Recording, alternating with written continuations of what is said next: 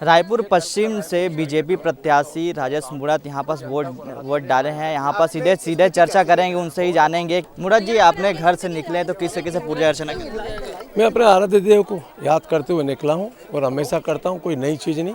लोकतंत्र के इस महापर्व में सब लोगों ने अपने मत का उपयोग किया है, ये आग्रह करना है। क्या लगता है इस बार बदलाव की चांसेस? 100%। कल एक शराब पकड़े थे विकास उपाध्याय ने कहा है कि वोट शराब के बदौलत ही वोट जीतना चाहते हैं राजेश मूणत। अब जिंदगी में और कोई आरोप तो बचा नहीं लगाने के लिए, क्योंकि इसके पहले मुख्यमंत्री लगा चुका है। ये तो उन्हीं के चेले हैं। अब ये काम तो सीखे, इसके आगे कुछ सीखा नहीं। राजनीति विचारधारा और सिद्धांतों की होती है, उस पर काम करो, आगे बढ़ो। लंबी लंबी कतारें हैं, किस तरीके से वो लोगों को अपील करना चाहेंगे? जनता है, बताएगी आपको, उनसे मिल लें।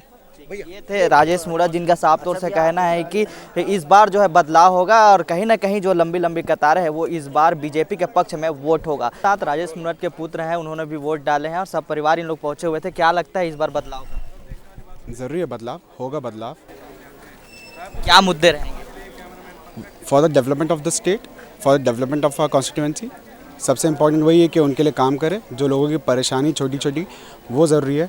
लोगों के घर तक पानी पीने का नहीं पहुंच पा रहा है, लोगों के घर में छत नहीं बना पा रहे, प्रधानमंत्री आवास की इतनी अच्छी योजना वो नहीं करा पा रहे लोग। वो चीज़ ज़रूरी है जो उन तक पहुँचे, जो योजनाएं उन तक पहुँचनी चाहिए, इसलिए तो योजनाएं चलती है।